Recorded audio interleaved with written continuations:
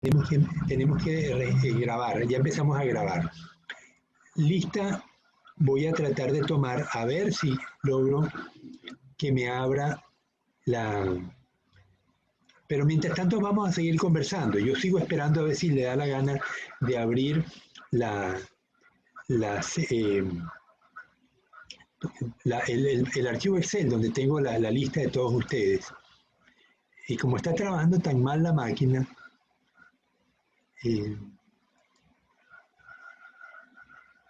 bien, las vacuolas. Las vacuolas, ¿qué son? ¿Alguien se anima a definirlas?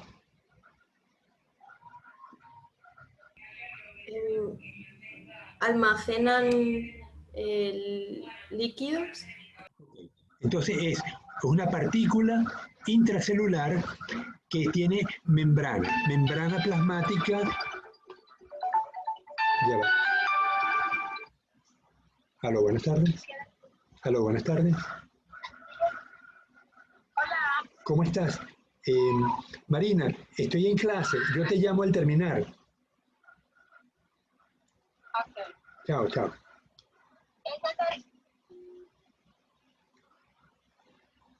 Ya, me están llamando de Venezuela, pero después los llamo.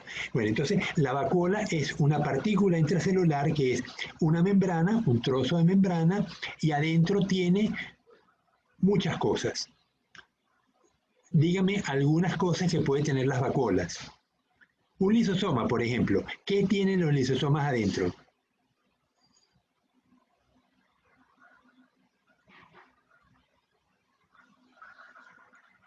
No, no se acuerdan. Enzimas digestivas. Correcto. Las enzimas digestivas están contenidas en los lisosomas. Y si fuera una glándula, una vacuola, a ver, es que hay unas vacuolas especiales que tienen, cuando el animal come, ¿cómo ingresa el alimento dentro de la célula del protozoario?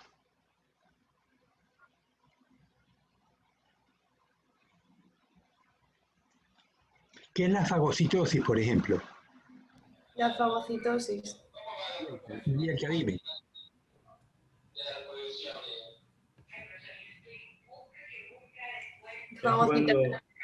Dime, Bielka. Ah, sí, fagocitar es cuando la membrana rompe, por decir así, la forma que tiene común y hace como una forma, o sea, rompe su estructura en el sentido de que ya no es redonda en sí, sino que se inserta el alimento y, o sea, por medio de fagocitosis. No sé. Lo engloba como si fuera un dedo, Ajá, ajá. como si fuera un par de dedos, y luego la membrana se cierra y la partícula es incorporada dentro de la célula. Pero fíjense qué diferencia tiene una lisosoma de la vacuola que se acaba de formar. Ambas son una partícula cubierta por membrana, solo que los lisosomas tienen enzima digestiva y lo que acaba de ingresar, que dice Bielka, es una partícula alimenticia. Entonces, ¿cómo va a ocurrir la digestión, Bielka? Sígueme, ahora tenemos dos vacuolas, una con las enzimas y otra con el alimento. ¿Cómo va a ocurrir la digestión? Tiene que, o sea, como destrozar la materia, por así decirlo. Claro, tiene que digerirla, pero las enzimas están de un lado en una vacuola y el alimento está en otra vacuola. ¿Qué tiene que ocurrir necesariamente para que las enzimas entren en contacto con el alimento?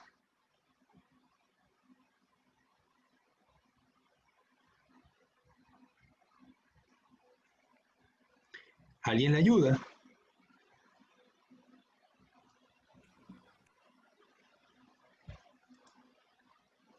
A ver, Helen, ayuda a Bielka. Oye, ¿cómo me cuesta que hablen? Piensen, tenemos dentro de la célula del protozoario dos vacuolas. Una que son los lisosomas. ¿Quién produce las vacuolas con los lisosomas? ¿Cómo se llama ese organelo? Ya todos vieron biología, biología general. Este tema no es más que, debería ser repaso, no debería ser novedad para ustedes, que todas las vacuolas en el organismo son producidas por un aparato. Ese aparato se llama... El aparato de Golgi. Exactamente. Entonces, el aparato de Golgi recibe el material de los ribosomas, donde se sintetizan las proteínas, los engloba en membrana plasmática y las lanza al citoplasma. En este caso tenemos un lisosoma, una partícula cargada de enzimas digestivas. Como Bielka describía, cuando el animal va a comer, puede tomar partículas de cierto tamaño y forma por fagocitosis. La membrana se alarga, forma especie de dedos o fagos y engloban la partícula. Esa partícula luego se cierra la membrana, se une, la membrana permite que se rompa y se vuelva a unir con facilidad y constituye una partícula recubierta por membrana que pasa a ser una vacuola digestiva. Ahora tenemos la vacuola con las enzimas de un lado y la vacuola con el alimento del otro, todo dentro del citoplasma. Entonces, necesariamente tienen que unirse, de lo contrario, la partícula digestiva no se va a digerir. Entonces, se une el lisosoma con la partícula, la vacuola digestiva, libera dentro de la vacuola digestiva las enzimas y se procede a la digestión. Una vez que el material está digerido, va a ocurrir algo similar a nuestra situación, a nuestro intestino. Nosotros comemos una cantidad de materia orgánica y digerimos una buena parte de ella. Sin embargo, no asimilamos todo, asimilamos una parte. Igual va a suceder en la vacuola digestiva. Va a pasar al citoplasma algunas partículas como monosacáridos, aminoácidos, ácidos grasos, porque en eso mismo que tenemos que nuestro intestino transforma la materia orgánica que ingerimos, igual la vacuola digestiva se va a transformar en pequeñas moléculas que van a ser capaces de atravesar la membrana plasmática que está cubriendo la vacuola digestiva. Una vez que esos ácidos grasos, aminoácidos, monosacáridos y algunos minerales van a pasar dentro del citoplasma, se va a producir una vacuola que va a quedar con el resto, con lo que no se digirió, se acerca a la superficie de la membrana celular y libera las sustancias de desecho. Ok, entonces hemos descrito el proceso alimenticio de los protozoarios en general. Bien, entonces hemos descrito las vacuolas. Hemos hablado entonces de membrana plasmática,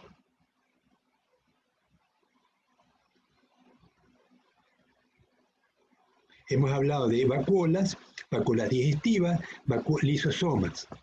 Vamos a ver si Word le dio la gana de abrir.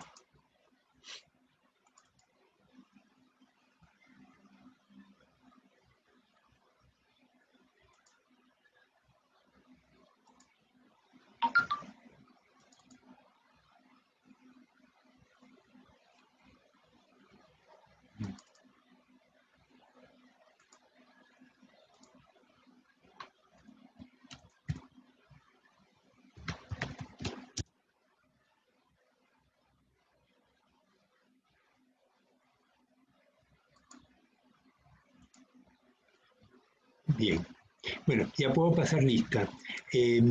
Alison. Presente. Alison está con nosotros. Alison Albia. Sí, presente. Ok. Valeria Albia. Presente. Ajá. José Adrián Anchuria. Presente. Francisco Cárdenas. Francisco Raúl, ¿estás con nosotros? Ok, Francisco no está. Andrés Carreño. Sí está, ¿verdad? Presente, biólogo, sí. Ajá, Okay. presente. Cedeño. Marc Cedeño. Bielka me acaba de hablar. Washington Chica. Presente. Erika de la Cruz. Presente. Melanie Delgado. Melanie. Acaba de escribir, profe, un mensaje dejó ahí. Perfecto, perfecto. Jessica Espinar. Jessica. Presente. Ajá. Neri García. Neri. Presente. Ajá. Neri Alexander. Algo te pasó la semana pasada que no pudiste venir, mi profe. Sí, estaba trabajando en otras sesiones. Ok, bueno, no hay problema. Gina Guerrero. Presente. Ajá. Ingrid Lor. Presente. Ajá. Yandri Lor. Presente. Yandri. Presente. Presente. Andrés Stalin. Denise Marcillo. Denise. Presente. Presente. Denise. Universidad. Denise. No, Presente, biólogo. Es que se me corta la llamada. claro, pero tienes un familiar que trabaja en la universidad. Ah, no. No. No, ya, no hay problema. Ulises Mendoza. Presente. Kevin Molina. Kevin. Melanie. Presente. Ajá, Kevin, listo. Melanie Moncayo. Presente. Ajá. Grace Kelly. Presente. Ajá. Andrés Eduardo Moreno. Erika Alexander Muñoz. Presente. Ajá. José Andrés Murillo. Presente. Ajá. Leonardo Javier. Leonardo, no estás con nosotros. Wilder Elian. Ariana Nicole. Presente. Melanie Lisset. Presente. Junior Alejandro. Fanny Beatriz. Presente. Luis Cristiana. Pineda. Denise Cristina Pinela. Luis Cristina Pinela Zamora. Presente. Ok. Nayeli. Presente. Ronnie Steven. Presente. Ronnie Steven. Presente. Elvis Daniel. Presente. Sheila. Nicole. Presente. Exxon Elian. Denny Josué. Denny. Debbie. No. Es David Josué. Presente. Ajá. Ok. Giovanni José. Anthony Steven. Presente. Vicente Dulfo. Presente, biólogo. Ajá. John Smith. Presente. Carol Melina. Helen Dayana. Profesor, Presente. Carol Melina se encuentra trabajando. Ok, ya. Frank Giordano. María Emilia Zambrano.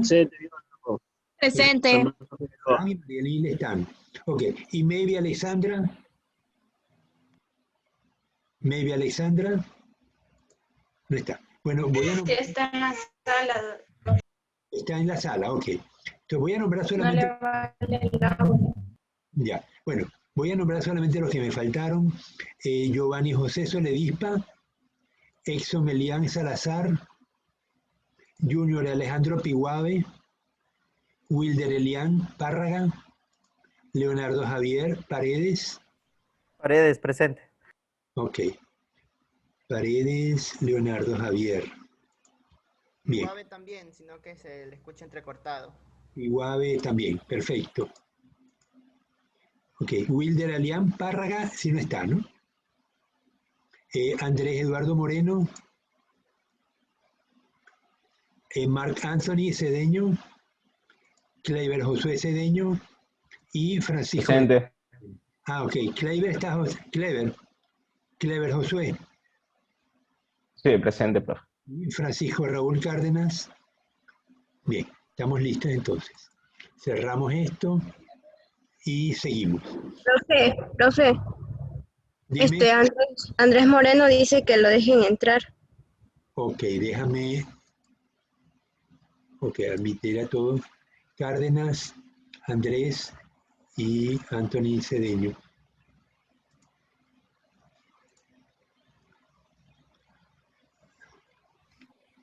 Cárdenas, Andrés. Los jóvenes que acaban de entrar, por favor, se identifican. Buenas tardes, profesor. Cedeño López. Yo había ingresado temprano, pero se me fue el internet y apenas logré ingresar de nuevo. Marc Anthony, no hay problema. Yo estaba sufriendo igual que tú. Bien. Buenas tardes. Sí, dime tu nombre. Andrés Moreno. Yo ya estaba adentro porque se me apagó el teléfono. Ya, no hay problema. Andrés Eduardo. Gracias. Ok. Sí. Bien. ¿Hay alguien que haya entrado? Entraron 3. Ya estamos todos entonces. Bien. Guardo y seguimos. Bien. Entonces estábamos estudiando los componentes celulares porque nos van a permitir identificar los protozoarios de los distintos grupos, pero necesitamos primero estar claros en para qué sirve cada uno de los organelos. Entonces, organelos, vamos a compartir la imagen de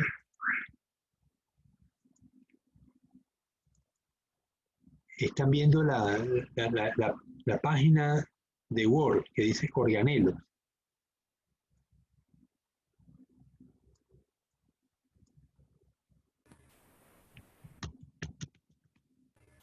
Sí, ya salió. Lo primero que me dijo Eduardo fue las vacuolas. Y dijimos que las vacuolas podían ser del tipo lisosomas. Ya va, esto no es la...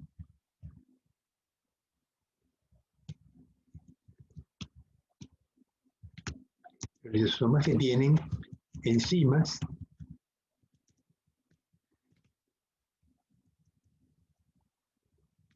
digestivas podían ser vacuolas alimenticias formadas por fagocitosis. ¿Qué otro? Fagocitosis. Decíamos que explicaba Pielka que la fagocitosis, la membrana se distiende, engloba la partícula y la ingiere dentro del citoplasma. Pero tenemos otros mecanismos que también existen para englobar partículas. ¿Se acuerdan sus nombres? Dependiendo del tamaño, las partículas pueden ingresar una a una, o, bueno, una a una cuando son pequeñas. Entonces, vamos a tener pinocitosis, endocitosis. Son nombres para describir el proceso mediante el cual las partículas externas a la célula pueden ingresar dentro del citoplasma. En todos los casos van a estar cubiertas por membrana plasmática y a ellas se les va a unir los lisosomas para que ocurra la digestión. Luego, una vez que la digestión ocurre, vamos a tener que vamos a llamarlas de alguna manera, porque son las vacuolas digestivas, terminan alimenticias,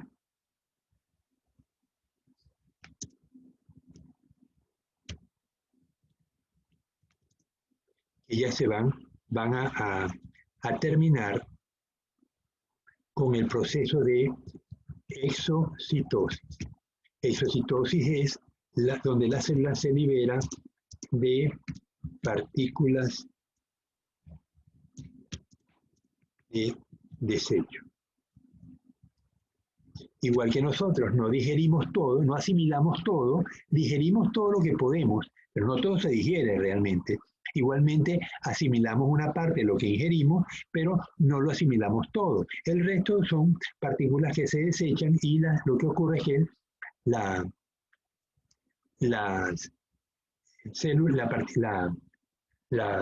vacuola digestiva se acerca al extremo de la membrana celular, se abre la membrana y libera las partículas al exterior. Esas son las partículas sólidas, porque la célula se libera de productos nitrogenados que pueden ser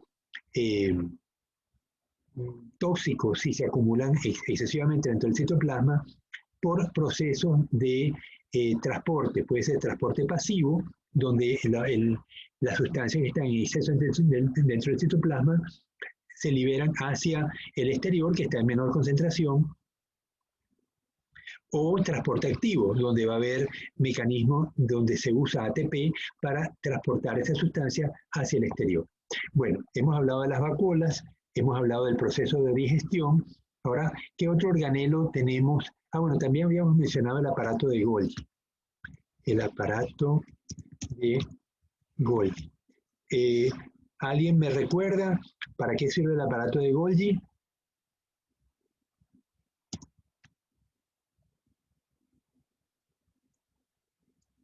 A ver, Ariana. Ariana, abre el micrófono. Bueno, Ariana no quiere abrir. Sheila, ¿me ayudas? Transporta y embala proteínas. Ok, entonces,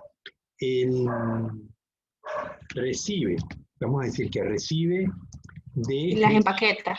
¿De quién? Ajá, ¿de quién las recibe? Las proteínas. ¿Recibe proteínas de quién?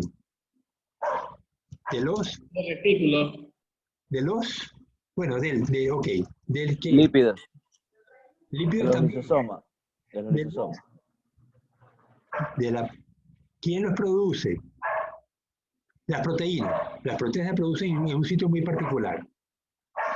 Los lípidos se producen en otro sitio.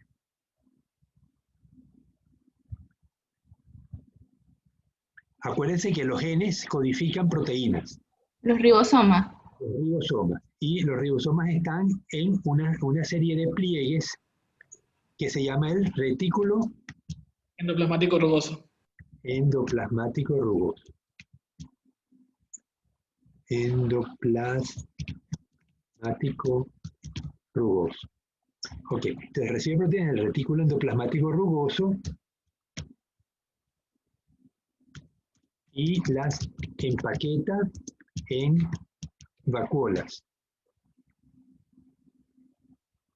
Perfecto. Si fuera una célula glandular, por ejemplo, la célula productora de leche en un mamífero, el aparato de Golgi produciría proteínas, la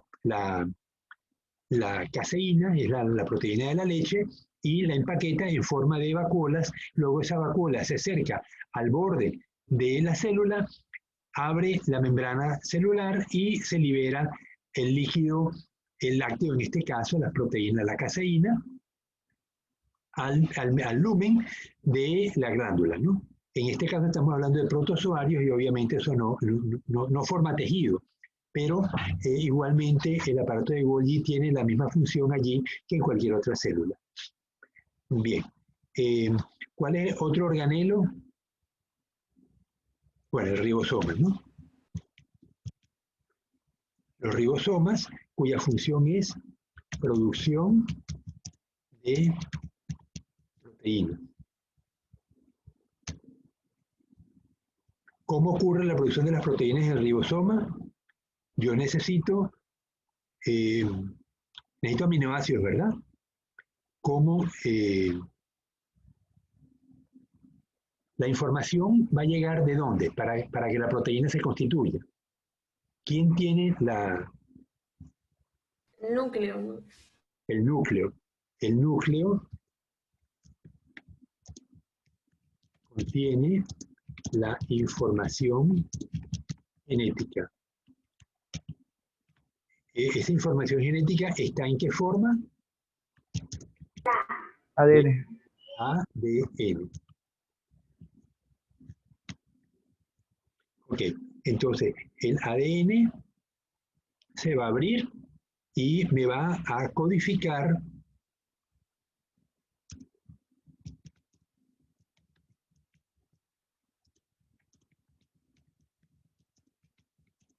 ¿cómo se llama el ácido nucleico que se forma para salir del núcleo y llevar la información al ribosoma? El ARN mensajero. ARN mensajero. Ok, entonces el mensajero sale por los poros de la membrana del núcleo y se traslada hacia el ribosoma. Allí se coloca de una manera especial porque se va a transcribir la información. Esa información va a ser leída por ¿quién? Por otro ARN que se llama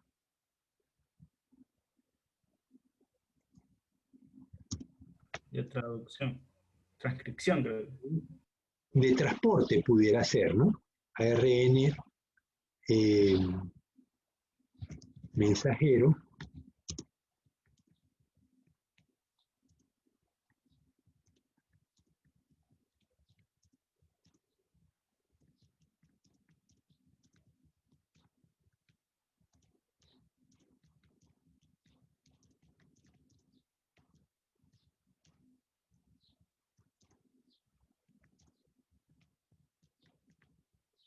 Transportados por, vamos a ponerle conducidos por el ARN de transporte. Ok, entonces el ARN mensajero se coloca en el ribosoma y permite que los aminoácidos conducidos por el ARN de transporte se vayan uniendo.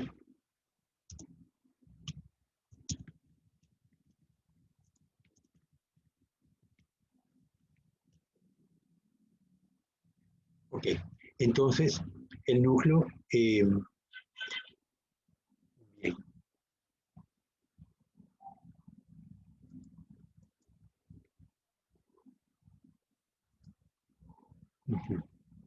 Ok, dentro del núcleo hay un nucleolo. Ok. El ADN, cuando la célula se va a reproducir, se condensa y me forma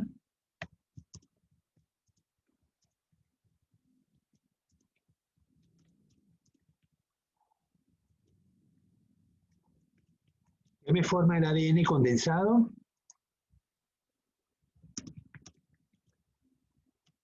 Cromosoma, ¿no? Los cromosomas. Bien. Chévere. Ok. ¿Qué otro organelo?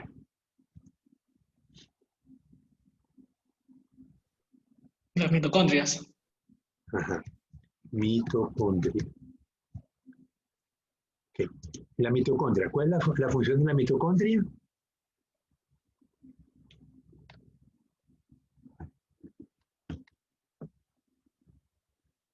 A ver, Christopher, ¿me ayudas?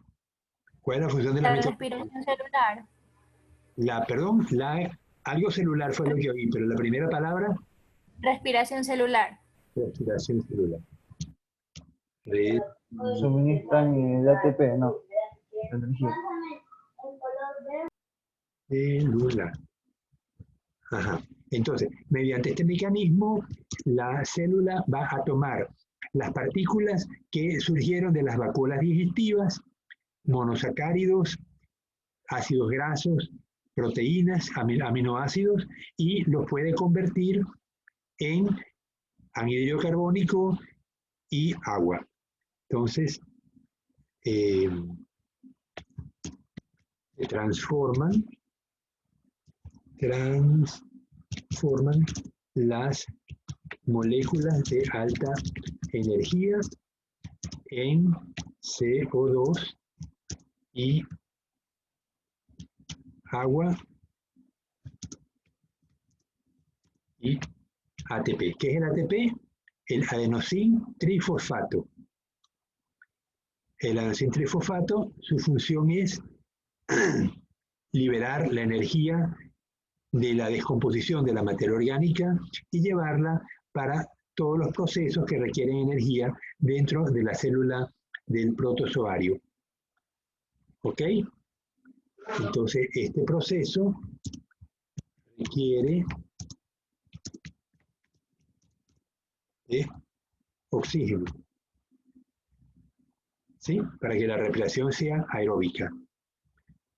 Bien, hay unos protozoarios que tienen una mitocondria extremadamente larga, muy larga.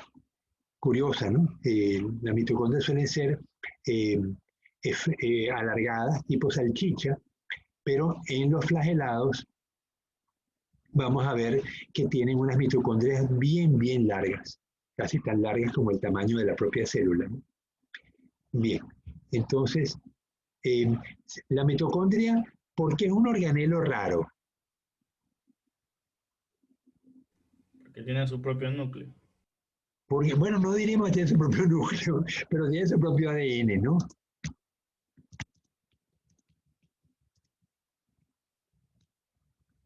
Okay. Se supone que la mitocondria es un endosimbionte. Sí, sería una célula que se incorporó dentro de otra célula. Esto es posible, pero normalmente lo que ocurre es que cuando una célula se incorpora dentro de otra, se digiere, porque pasa a ser alimento. Pero en este caso, la mitocondria no es digerida, simplemente es incorporada como un organelo más. Pero en el proceso evolutivo se supone que las mitocondrias derivan de células más primitivas, tipo cianobacterias. Bien, ¿qué otro organelo es importante? Vamos ahora, piensen en un fitoflagelado, una burlena, por ejemplo. Además de mitocondria y todo lo que hemos mencionado antes, ¿qué va a tener? Va a tener... Dime. Va a tener... Dime, no dejes que te interrumpa. Cloroplastos. Los cloroplastos.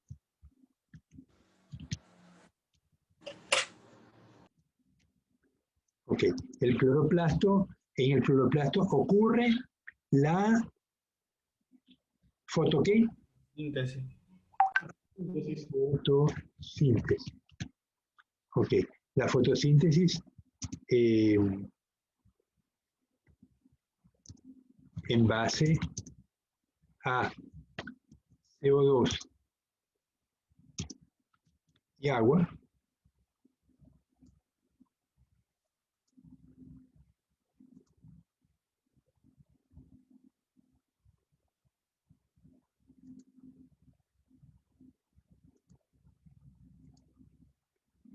en base a CO2 y agua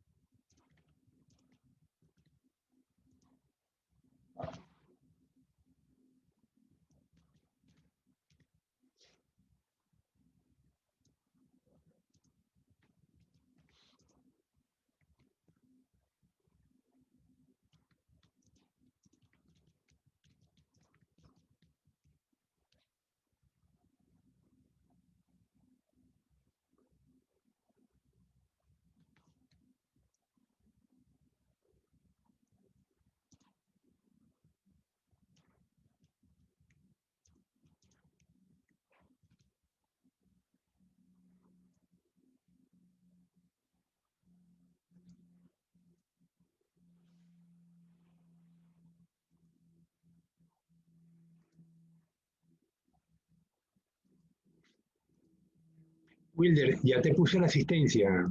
Wilder acaba de entrar. Ok, entonces tenemos que el cloroplasto en el que ocurre la fotosíntesis. Para que eso ocurra necesitamos CO2, agua y energía lumínica y se produce en primera instancia los carbohidratos, pero luego esos carbohidratos van a convertir en lípidos o proteínas y luego mediante procesos de metabolismo secundario se formarán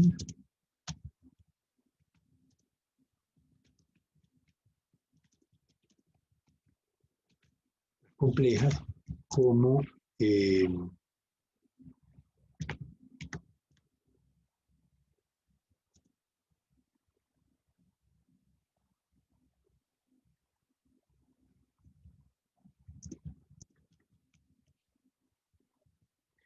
ok, entonces en los cloroplastos tenemos un conjunto de estructuras que permiten que se constituyan las moléculas de alta energía, tipo carbohidratos, lípidos, proteínas, y eso luego permite que podamos formar productos mucho más complejos, con fórmulas químicas bastante más complejas. Al igual que la mitocondria, el cloroplasto tiene su propio ADN. También se considera que es un endosimbionte de otra célula fotoautótrofa que fue incorporada dentro de la célula de un organismo hace pues millones de años, ¿no? Bien. Entonces,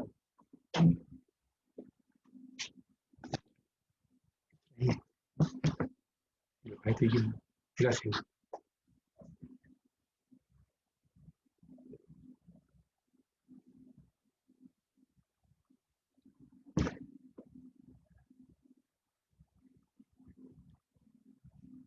Bien,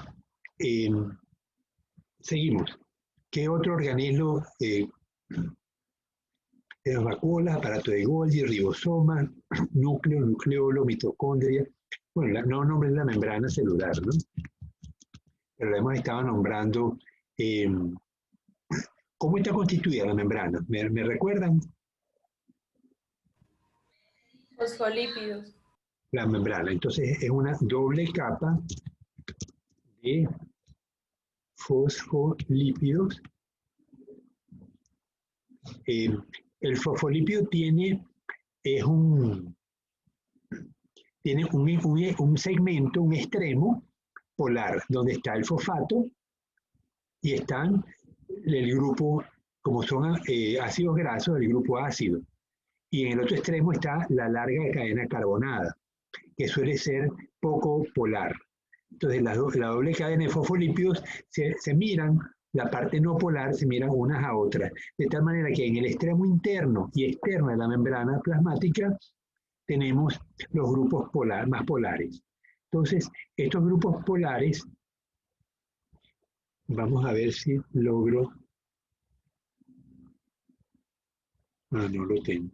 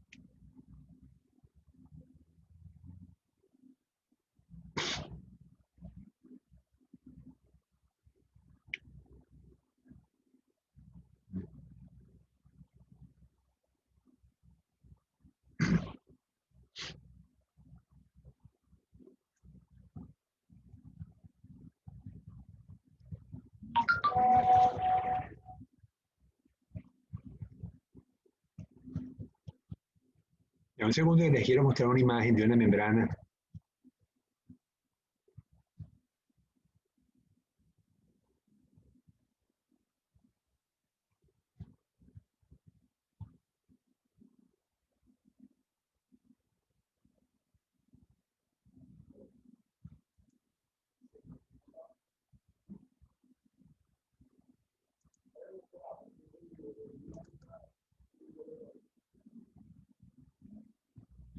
¿Lo pueden ver?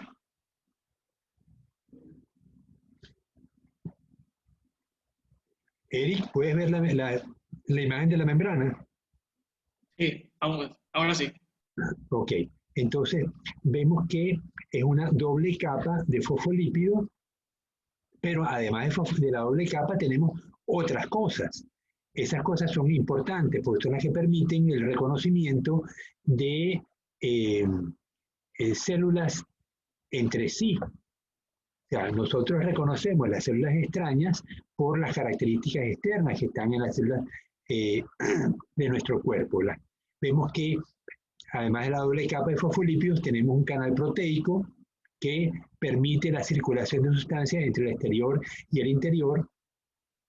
Tenemos proteínas incorporadas dentro de la membrana. Tenemos unas cadenas de carbohidratos que se llaman glicoproteína, que son fundamentales para el reconocimiento celular.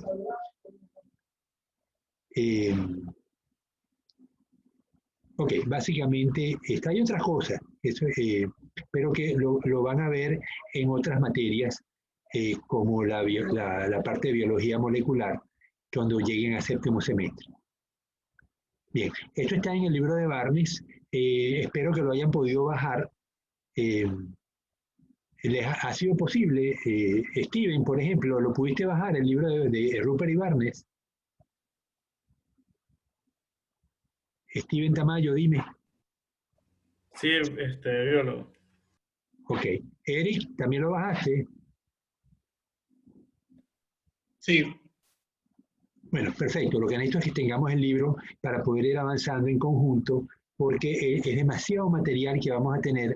Obviamente, en esta materia vamos a cubrir algunos aspectos que interesa que ustedes dominen de los grupos animales, pero el detalle lo tienen que adquirir necesariamente ustedes por su cuenta, porque no hay manera de cubrir tanto material en un solo semestre, y menos con tantas introducciones como estamos confrontando este mes de noviembre, ¿no?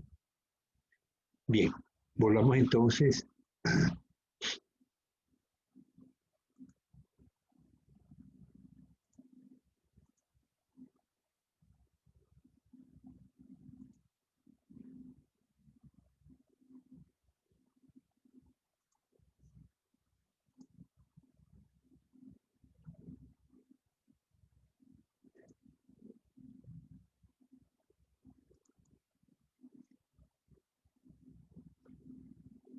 Bien, entonces tenemos la doble capa de lípidos con glicoproteínas.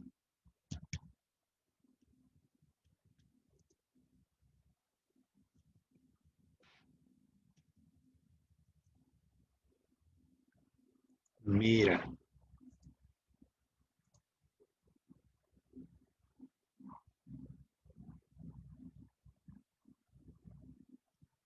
Pero yo no tengo ningún.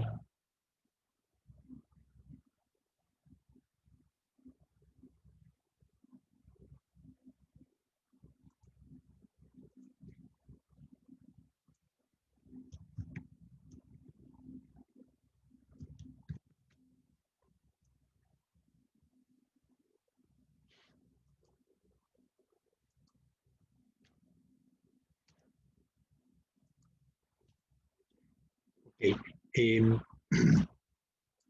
¿Qué me falta? De los procesos que funcionan con los que tienen todos los seres vivos, tenemos el proceso de alimentación, ya lo hemos visto, cómo se alimentan los protozoarios. Tenemos el proceso de crecimiento, cómo forma en base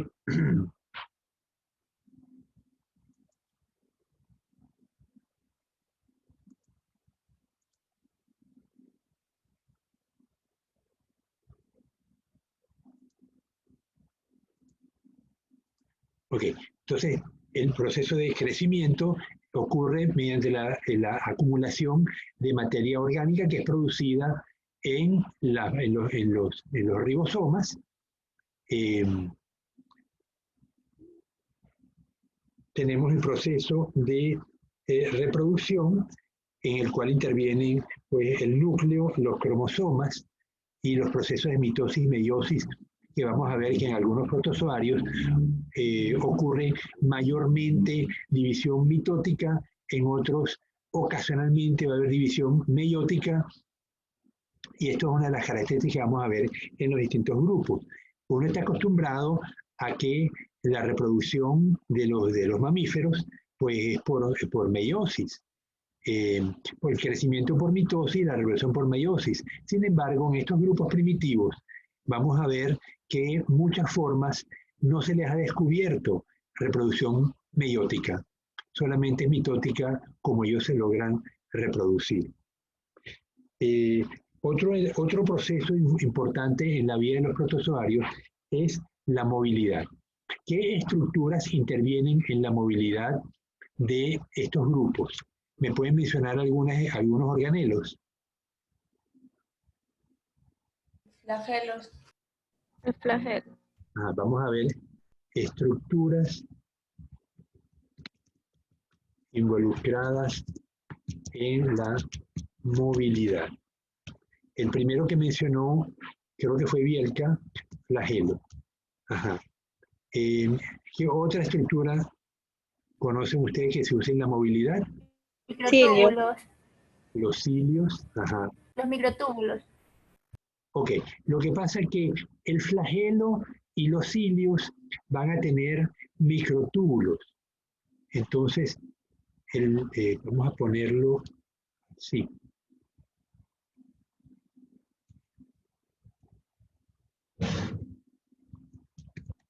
Microtúbulos. Paola.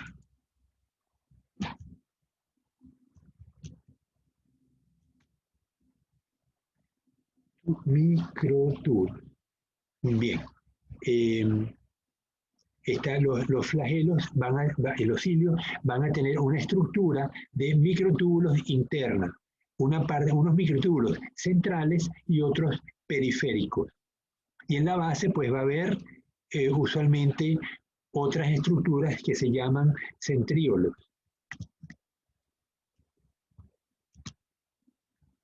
¿Dónde también vieron centríolos ustedes?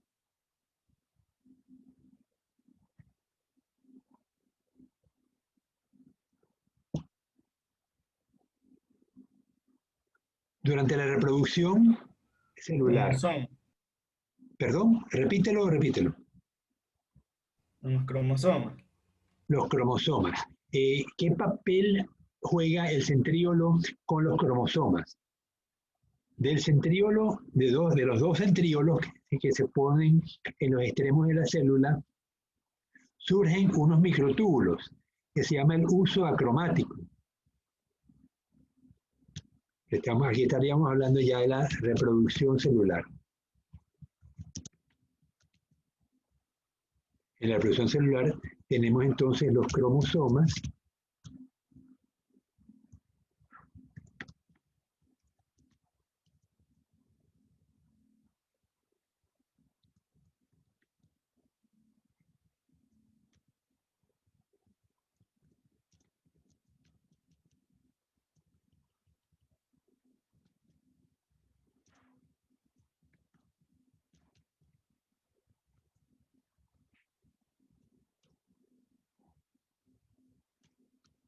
Ok, el uso cromático son microtúbulos por los cuales van a circular los cromosomas hacia los extremos de la célula para que luego ocurra la división por constricción. La célula se divide, se estrecha y se separa en dos células hermanas que luego van a restablecer el tamaño de la célula madre.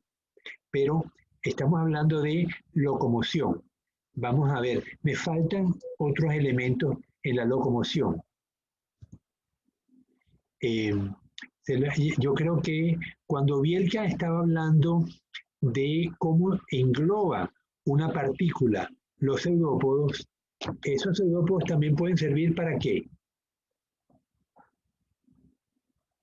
Piensen cómo se mueven las amibas o los glóbulos blancos de nuestro cuerpo. ¿Cómo se llama ese movimiento, Bielka, si me sigues ayudando? O sea, ¿qué movimientos? No sé si pueda volver a repetir. Piensa en un glóbulo blanco. Cuando tú tienes una infección o te hiciste una herida cortante, las bacterias invaden la herida y enseguida el glóbulo blanco sale de los vasos sanguíneos y se traslada hacia el sitio donde está ocurriendo la invasión celular, la invasión bacteriana, y empiezan a atacar a las bacterias, a comérselas. Pero ¿cómo llega el glóbulo blanco hasta allí? Bueno, llega con la sangre, por supuesto, pero el glóbulo blanco también puede moverse, porque es como una amiba. ¿Cómo son las amibas? Yo tengo entendido que el movimiento con los pseudópodos es que la parte que es movible, contráctil, se fija hacia una zona y de ahí el resto del cuerpo se desplaza hacia donde está fijado el pseudópodo o pie falso. Claro, claro. Los pseudópodos son proyecciones en la membrana. Entonces, así como Bielka lo describía para englobar partículas, también el pseudópodo va a servir para desplazar a toda la célula. Y es como se trasladan las amibas, ¿no? Que tanto problema nos causa cuando tenemos amibiasis, ¿no? Entonces, tenemos pseudópodos. Los pseudópodos pueden ser de cierto tamaño, pero también pueden ser muy finos, como hilos. En el caso de los radiolarios, ahí los llamamos filopodios. ¿Conocen los radiolarios? ¿Los han visto alguna vez?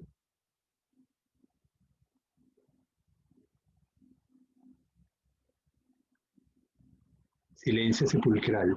Bueno, en el libro pueden consultar los radiolarios.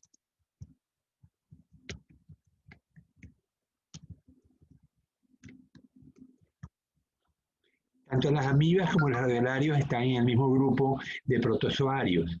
Ellos tienen, solo que las amibas tienen el cuerpo desnudo y los radiolarios tienen el cuerpo cubierto con unas tecas, unas estructuras sólidas con huecos por donde salen los filopodios.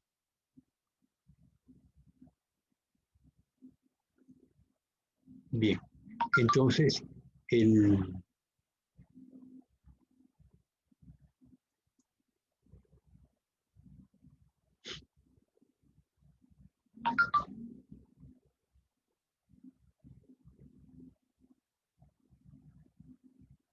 ok, vamos a ver una imagen.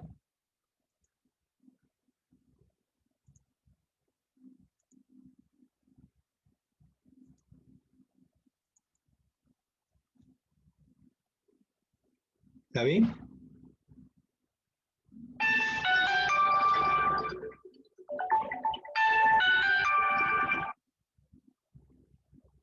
Aló, buenas tardes. Aló. Aló. Todavía en unos minutos. Estoy en clase, yo te llamo al salir de clase. Yo te llamo al salir de clase. Dime.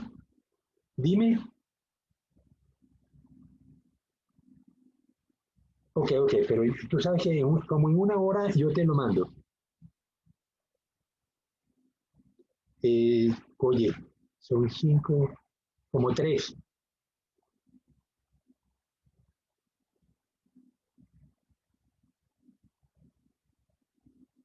Ok, ya hablamos después. Chaito. Mándame más. Si quieres cargarlo, ponlo a cargar. Ok, están viendo el silo, el flagelo, la estructura es la misma. Sí, profe. Ok, esto está en la página 15 del libro de Barnes. Vemos que tiene entonces un microtúbulo, un par de microtúbulos en el centro y luego tiene microtúbulos en los bordes. Y está recubierto con membrana celular. Entonces, en la base del flagelo o del cilio tenemos microtúbulos de raíz y un centríolo accesorio. Entonces,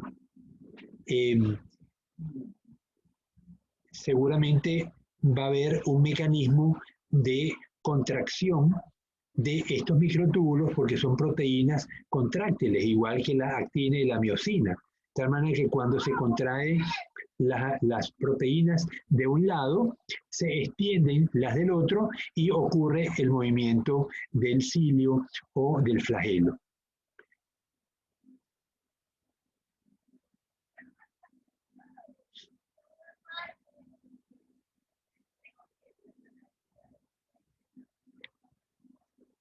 Ok. Okay.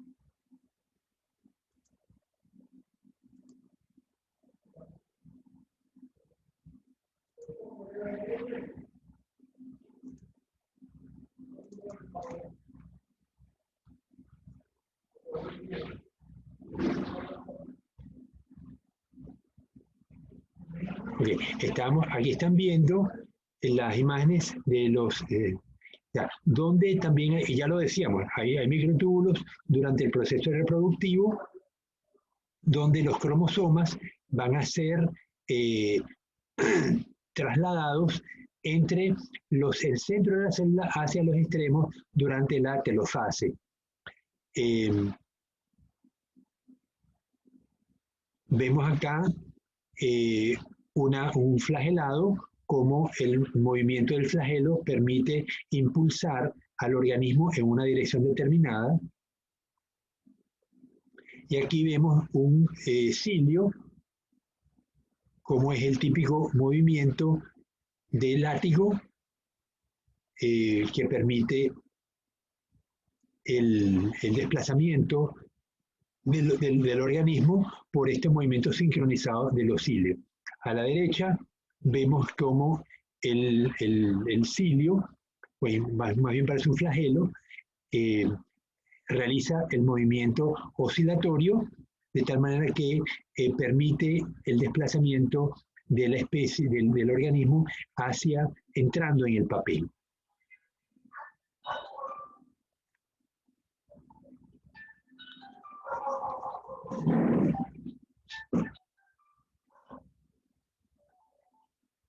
¿Aló, Gonzalo?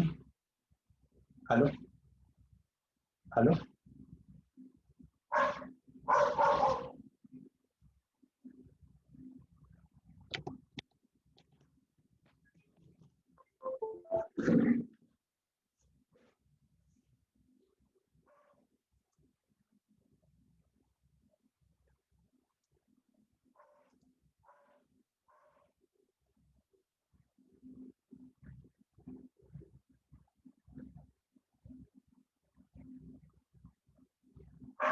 Ok, entonces, ¿hay alguna otra?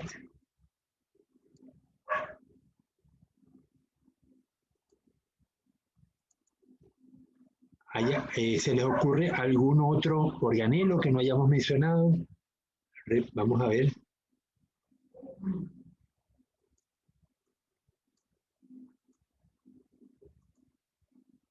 La vacuola, ribosoma, hemos cubierto los procesos de formación de estructuras de la célula, los procesos de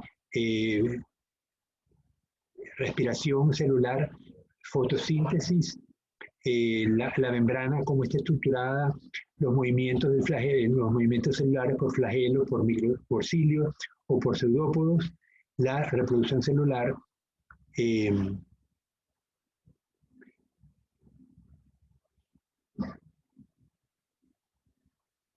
Hemos visto también cómo la parte de alimentación.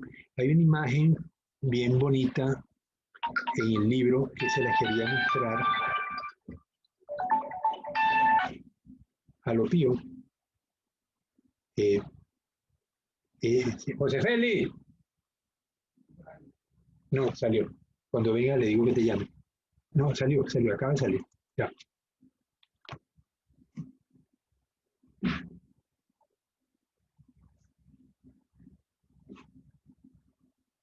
Ok, entonces, ¿están viendo la imagen?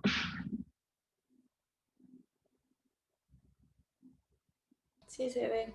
Ok, entonces, a la derecha tenemos el proceso de fagocitosis. Vemos como la partícula de alimento es reconocida como alimento por parte de receptores especializados en la membrana y se forma el pseudópodo que Bielka describía, y vamos cómo la partícula va siendo englobada y incorporada, y se forma entonces una vacuola alimenticia.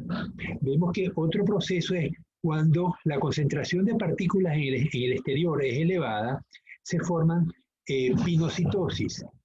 Vemos cómo igual se va a formar una vacuola, pero se forma por incorporación de un pedazo del medio externo que va a ser luego englobado y se forma la vesícula. Finalmente, la endocitosis, aquí tenemos un receptor de membrana que va a reconocer el sustrato y lo va a incorporar formándose una vesícula. Entonces, esos son los tres procesos que habíamos mencionado: fagocitosis, pinocitosis y endocitosis. Pero la exocitosis es común a los tres y simplemente es la expulsión de los desechos cuando la digestión ha concluido. Aquí vemos una amiba, como la partícula de alimento es incorporada por fagocitosis, la vacuola alimenticia, vemos los lisosomas cargados de enzimas. Los lisosomas son acercados a la partícula alimenticia y se liberan las enzimas en el interior. Ocurre la digestión y la absorción de los elementos de pequeñas partículas tipo monosacáridos, ácidos grasos o aminoácidos, y luego la exocitosis, el material no digerido. Aquí lo vemos en esta imagen perfectamente clara, ¿no?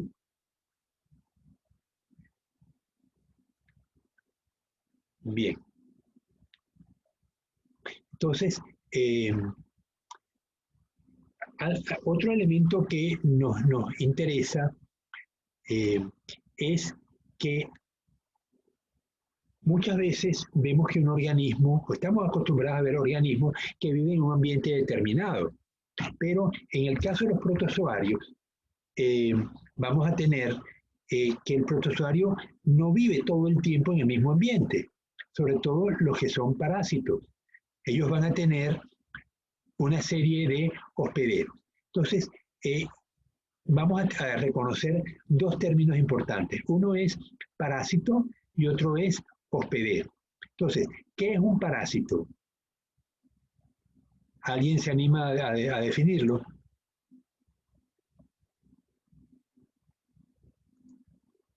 Un organismo que vive a expensas de otro. Ok, es un organismo heterógeno, un organismo animal que vive a expensas de otro. Pero, ¿cómo diferencia un depredador de un parásito? Ambos viven a expensas de otro.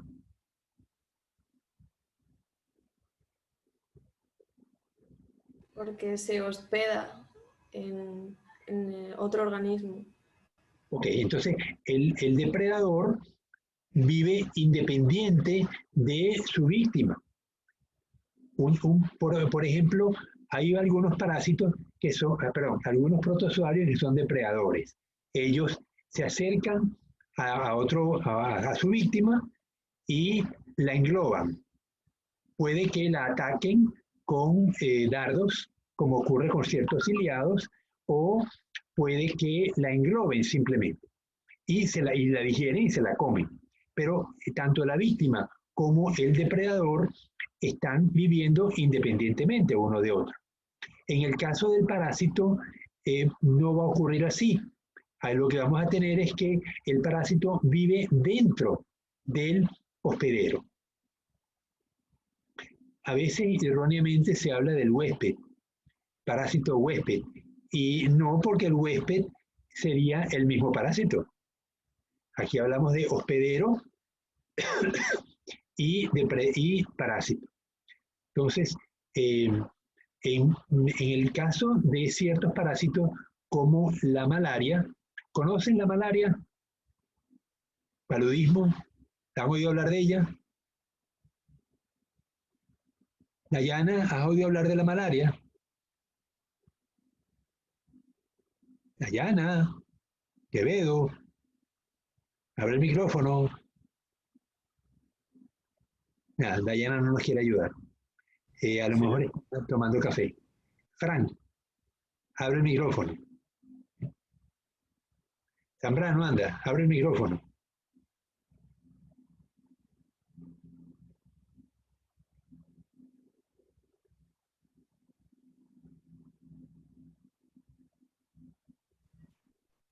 Es una enfermedad que es ocasionada por un parásito. Ajá. Y es transmitida por la picadura de un mosquito infectado. Ok. ¿Conoces el mosquito? ¿Con el nombre del mosquito? ¿Perdón? ¿Conoces el nombre del mosquito? Plasmodium. El plasmodium es el parásito. El mosquito se llama... No, el mosquito no. Anófeles. ¿Cómo? Anófeles. Ah, ya. El mosquito transmite otras enfermedades.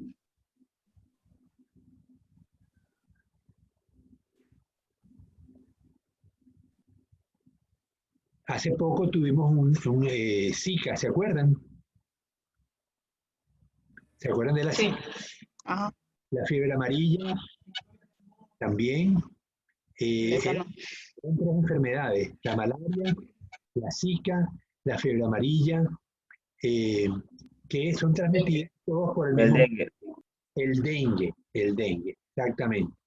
Entonces, solo que en el caso de la malaria es un protozoario, en el caso del dengue es un virus, igual que el Zika.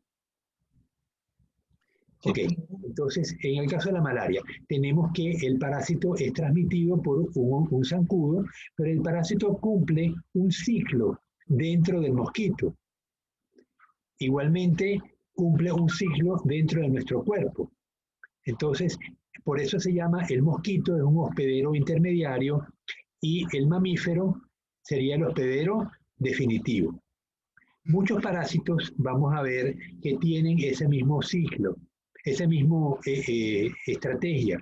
Tenemos varios hospederos intermediarios y puede haber un hospedero definitivo. En el caso de la bilharsia es un flagelado que tiene dos hospederos intermediarios. En primer lugar, un caracol. En segundo lugar, un pez. Y en último lugar, un mamífero. Entonces, fíjense que en cada uno de esos hospederos, el parásito va a tener una morfología particular. Eso complica la vida, pero es una realidad. Muchas veces el estudio de estos hospederos intermediarios y de las formas del parásito en sus hospederos intermediarios nos permite desarrollar estrategias para atacarlo. Por ejemplo, para atacar la bilharsia, que es le decía que es un flagelado, mi tutor en los Estados Unidos trabajaba en África. Él se iba desde California hasta África, donde la universidad tenía convenio, y trabajaba con investigadores africanos en Kenia. Ellos buscaban de qué manera un depredador podía atacar los hospederos intermediarios. En el caso de la bilharsia tenemos un caracol. Entonces, si yo lograra eliminar el caracol de los cuerpos de agua dulce donde él se aloja, yo tendría controlado la enfermedad de la bilharzia en esos sistemas de agua dulce.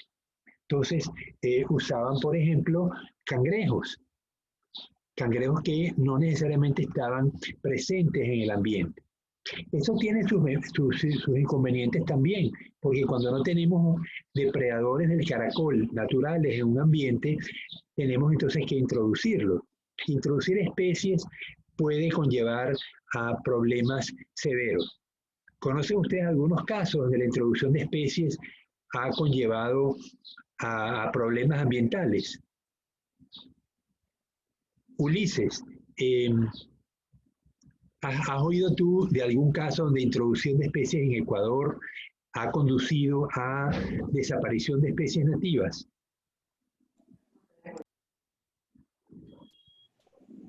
No recuerdo el nombre de la especie, pero en Punta Blanca estaban haciendo un criadero de un tipo de pescado que introdujeron acá. Punta Blanca, me hablo cerca de Jaramijó. Esa es la cobia, era la cobia. La cobia, correcto, ese mismo. Rachicentrum canadum se llama el pez. Esos animales estaban siendo cultivados en unas jaulas enfrente de Jaramijó, y en un robo que alguien intentó hacer de las jaulas, se liberaron unos cuantos animales que pasaron al ambiente, y el profesor Francisco Navarrete posteriormente encontró cobias en reproducción en las costas de Manabí. Pero no hemos vuelto a oír hablar de ellas. Es decir, que esos animales que se liberaron quizá no fueron suficientes como para poder establecer una población estable que vaya a permanecer en las costas de la provincia. Pero más problemático ha sido la tilapia. ¿Alguien nos puede hablar de eso? Alison, ¿se te ocurre qué podemos decir de la introducción de tilapia en Ecuador y qué impacto ha tenido en algunos ríos?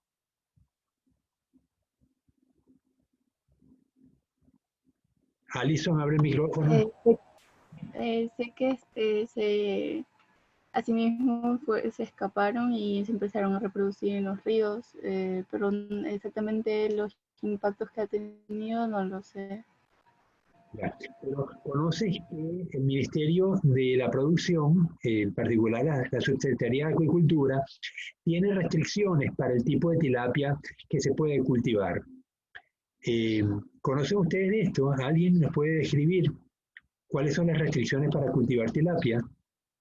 O sea, yo he escuchado como que hay que tener mucho cuidado con este tipo de especies porque puede, debido a su reproducción y su gran supervivencia, puede llegar a extinguir otro tipo de especies. Claro, las especies nativas, pero por eso es que el Ministerio pone restricciones. Entonces, cuando las tilapias nacen, que nacen en pequeñas lagunas, son recogidas con un colador y son llevadas a un tanque donde se les da alimento con testosterona. La testosterona provoca que todas las tilapias hembras pasen a machos. Los machos siguen como machos, pero las tilapias hembras pasan a machos y son las que se venden. Una vez que pasan unas semanas de siendo alimentadas con este alimento con testosterona, ya revierten de sexo y pueden ser utilizadas para la siembra. Pero el ministerio también restringe que las granjas no estén tan cercanas a ríos, aunque en Venezuela son más estrictos en este sentido que aquí en Ecuador, en cuanto a colocar granjas de tilapia cercanas a cuerpos de agua naturales, ¿no? En Venezuela no te lo permiten, aquí en Ecuador sí, y te obligan a tener ciertas restricciones, pero en general te piden que solamente cultives machos, de tal manera que si se escapan, haya menos probabilidad de que se reproduzcan. Pero la reconversión no es 100%. Algunos de mis tesistas que hicieron tesis con tilapia, tenían las tilapias en su casa y eventualmente empezaron a aparecer tilapitas. Es evidencia que había hembras y machos haciendo de la suya en el grupo que estaba trabajando el tesista y se reprodujeron. Pero en general es un problema introducir especies de otros países, o en este caso la tilapia viene de África, ¿no? Una de las tilapias se llama tilapia mozambica, evidentemente viene de Mozambique. Otra es la tilapia nilótica, y a que no adivinan de dónde viene. La tilapia nilótica, ¿de qué río viene? Nilo. Del Nilo, exactamente, de Egipto. Bien, pero les narraba que mi tutor pues estuvo trabajando con el control de bilarcia a través de depredadores que destruyeran el hospedero intermedio, como es el caracol. Entonces, vemos que existen en el ciclo de vida de ciertos protozoarios, pues ciclos complejos donde el animal ocupa hospederos intermediarios hasta que llega al hospedero definitivo. En el caso de la malaria, pues a pesar de este sistema de hospederos intermedios, es un animal terriblemente eficiente. De hecho, la malaria ha matado más personas en el planeta que todas las guerras juntas. Y el problema es que ¿a quién no lo pica un zancudo? Cuando uno está durmiendo, en la noche, si hay zancudos, lo más probable es que a todos nos pique, a no ser que tengamos unas condiciones especiales, malla en las ventanas o que pongamos mosquiteros alrededor de la cama, como solía ocurrir anteriormente. Hoy en día es raro ver mosquiteros, ¿no? Pero cuando se construyó el Canal de Panamá, muchísima gente murió por malaria, producto de la picada de los zancudos. Obviamente, para que haya malaria, tiene que por una parte haber el zancudo y por otra haber el parásito. Si yo controlo el parásito, puede haber los zancudos que les dé la gana, me van a picar, pero no me van a transmitir ninguna enfermedad. El problema es que no basta con atender a los pacientes humanos, porque estos parásitos suelen estar presentes en animales silvestres. Piensen de dónde se supone que vino el virus del COVID, el SARS-CoV-2.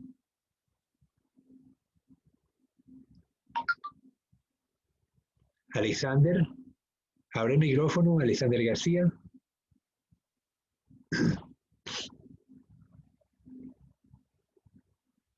No quiere abrir Alexander, debe estar tomando café. Paola, ¿te animas? ¿Te acuerdas de lo que se mencionaba en la prensa? ¿De dónde provino el virus COV-2 que produce la enfermedad del COVID-19? De China, ¿no? Perdón, habla duro, Paola. De los murciélagos. Los murciélagos. Es correcto. También se había hablado del pangolín, pero el hecho es que son virus que están presentes de manera natural en la fauna. Son hospederos finales, hospederos terminales de muchos de estos parásitos, y el hombre pues pasa a ser un hospedero accidental, pero ya ven el trauma que se causó a nivel planetario producto de este virus, ¿no? Y el problema es que tenemos muchos de estos animales, muchos de estos parásitos presentes en los animales silvestres. Cuando uno trabaja con fauna silvestre, pues tiene que tener un particular cuidado de usar guantes cuando los diseca, de no dejarse morder, cuando nos toca lidiar con animales vivos. Producto de que estas cosas ocurren, pues estos animales silvestres pues van a tener parásitos, virus o bacterias que no son comunes y que están presentes, para ellos son comunes, sí, están en la fauna natural, pero tenemos que tener cuidado nosotros de no exponernos a este tipo de organismos porque nos pueden afectar.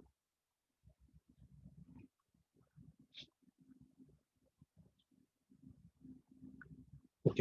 En una oportunidad estaba yo trabajando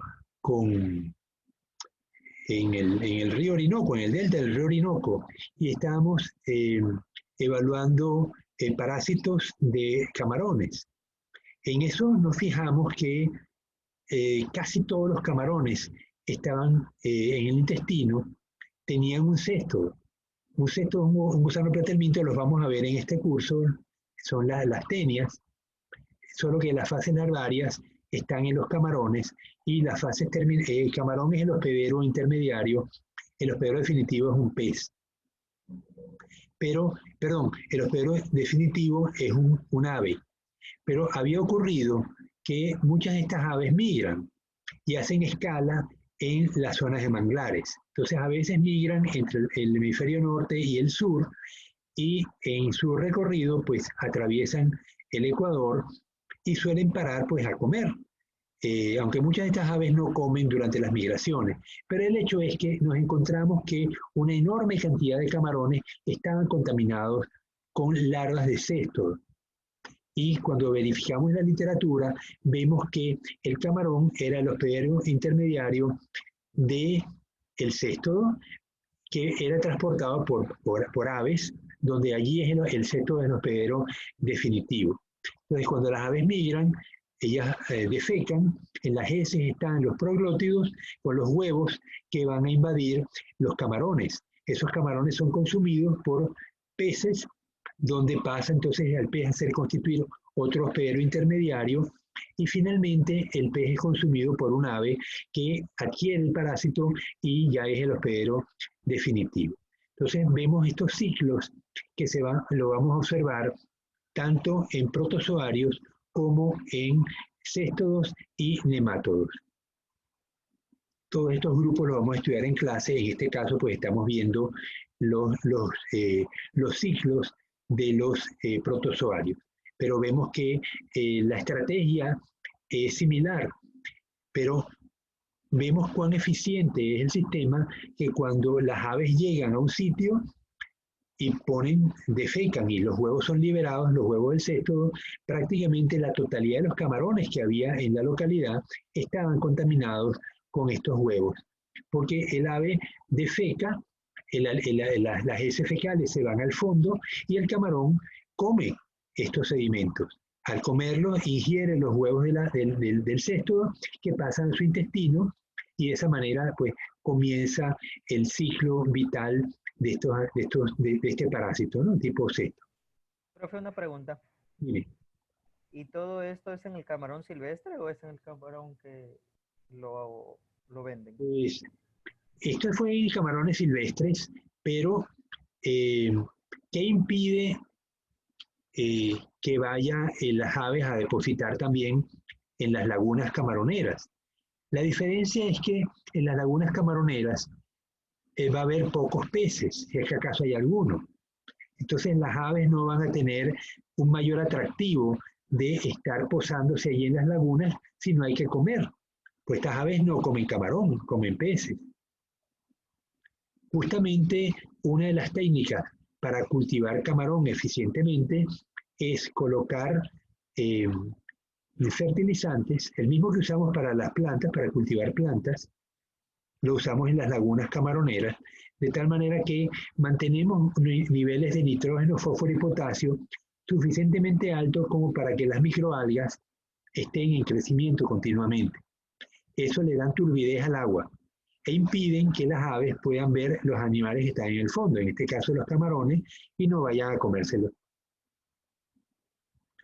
Pero en ciertas lagunas, sobre todo en las lagunas de tilapia, ahí sí tenemos peces y ahí sí tenemos también la posibilidad de que las aves tipo garzas se acerquen a comerse las tilapias.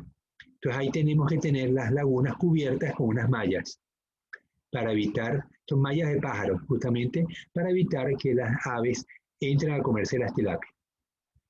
Pero en el caso de los camarones, son lagunas muy grandes, lagunas de 10 hectáreas. Cubrir 10 hectáreas con malla es muy costoso, aparte del sistema para mantenerlas fijas y que no se hundan, ¿no? Entonces, ahí es más fácil estar echándole fertilizante al agua y que sean las algas las que le den turbidez al agua para que los pájaros no puedan ver los animales, los camarones que están en el fondo. ¿Otra pregunta?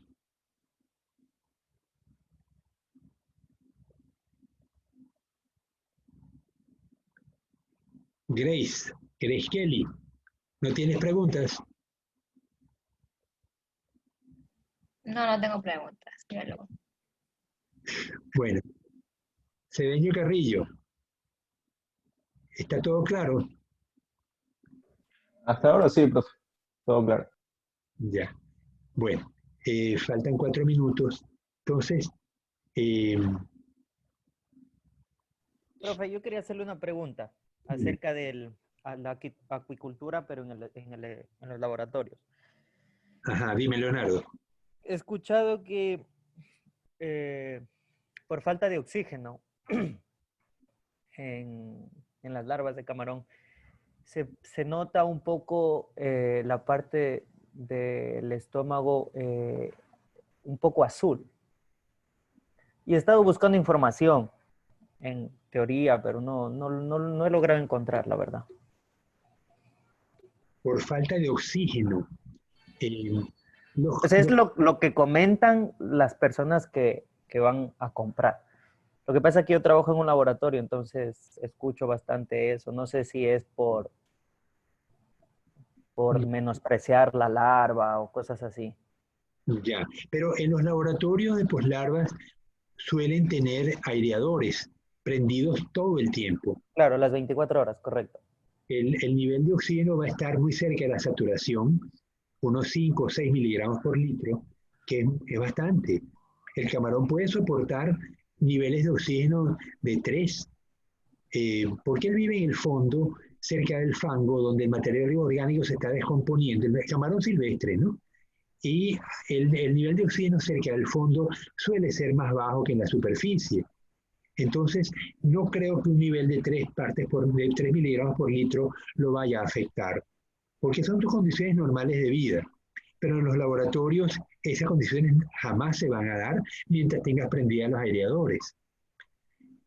Además, el pigmento que usa el camarón en el proceso de transporte de oxígeno es la hemocianina, que tiene cobre. Y la hemocianina, cuando se pone oxigenada, es de color azul intenso. Entonces, un camarón muy azulito sería pues todo lo contrario, está muy bien oxigenado, mientras que un camarón que es casi transparente, estaríamos diciendo que tiene poco oxígeno. Realmente, yo creo que esto es ficticio, Leonardo, que el color del camarón no tiene que ver con los niveles de oxígeno de donde lo tomaste. Primero porque todos los laboratorios van a tener niveles de oxígeno muy cercanos a la saturación. Ya, ahora ya entiendo todo. ¿Qué pasa? Que hay una persona que siempre llega al laboratorio a comprar larva. Entonces, él siempre que revisa en el microscopio dice, no, la larva está azul. No, esa larva está estresada, está a falta de oxígeno, no la están alimentando bien. Comienza a poner pretextos. El estrés puede ser causado por varios factores, entre ellos la falta de alimento, pero usualmente cuando las larvas están siendo preparadas para la venta, usualmente ustedes les dan una dieta un poco más rica, mayor contenido de artemia, de tal manera que la larva está más gordita, el estómago está más lleno. Se me ocurre, ¿no? Lo que he oído de los laboratorios que trabajan de la mejor manera posible, ¿no? Pero el estrés es un problema en las larvas. El cambio de pH puede afectar severamente las larvas, la falta de alimento. Esta cosa la vamos a discutir, Leonardo, cuando veamos crustáceos, que ya va a ser casi en el tema 5, ya cuando estemos casi finalizando el semestre en el mes de febrero, enero, febrero, por ahí. Ojalá pudiéramos ir a visitar el laboratorio donde trabaja Leonardo. Pero, no hay ningún problema. Sí, pero no sé si nos permitan, Leonardo, porque no es que el jefe de laboratorio nos lo impida, sino que el decano tiene que seguir instrucciones de parte del COE y hay que pedir permiso. En este momento estamos peleando que nos permitan hacer las pasantías preprofesionales, que estaban suspendidas desde marzo. Los estudiantes habían iniciado y tenían 2 semanas de pasantías preprofesionales y nos obligaron a sacarlo de las empresas. Entonces, otra vez, algunos se graduaron sin haber terminado la pasantía, pero esperamos que esta vez nos permitan que los estudiantes vuelvan otra vez a las empresas Ya, pero son estudiantes que están en octavo o noveno semestre, ¿eh? Bueno, jóvenes, yo les pido que por favor no les pongo tarea todavía porque no se las voy a poner a los demás, pero que si tienen el libro, empiecen a leer sobre protozoarios porque es un tema complejo y el próximo martes vamos a empezar a caracterizar los grupos. Vamos a hacer una especie de esquema, una tabla donde vamos a tener cómo ocurre la nutrición, cómo es la morfología del parásito en cada grupo, cómo es la nutrición, cómo se reproducen, los ciclos de vida, si son simples o son complejos, y las formas de locomoción. Casi la forma de locomoción es lo que nos va a permitir separar a los grupos. Por ejemplo, sabemos que los flagelados tienen uno o varios flagelos, los ciliados tienen múltiples cilios, los que emiten pseudópodos, como las amibas, los radiolarios, pues se manejan, se transportan mediante producción de estos pseudópodos. Entonces vemos que la locomoción es fundamental para el reconocimiento de los grupos de los protozoarios. Los esporozoarios forman esporas y ahí es donde está el grupo el plasmodium, la malaria, que son de los grupos más terribles que hay sobre la Tierra. Pero los protozoarios también son de los animales más hermosos que hay. Vamos a ver algunos dinoflagelados muy lindos. Los radiolarios tienen una forma exquisita. Entonces, ojeen el libro que se van a divertir.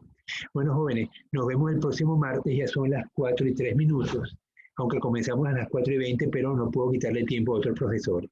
Así que nos vemos entonces el martes de la semana que viene. Los que se inscribieron en el congreso, pues desde mañana a las 8:30 comienza el evento y termina el viernes en la tarde.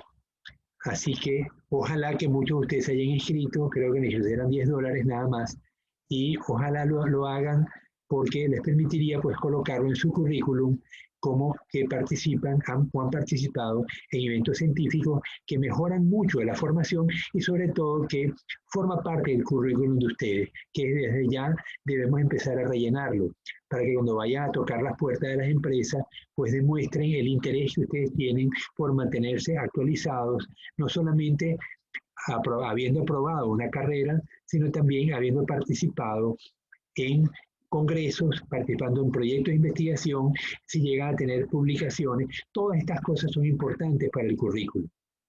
Bueno, nos vemos entonces o mañana en el evento o el martes en clase. Hasta luego.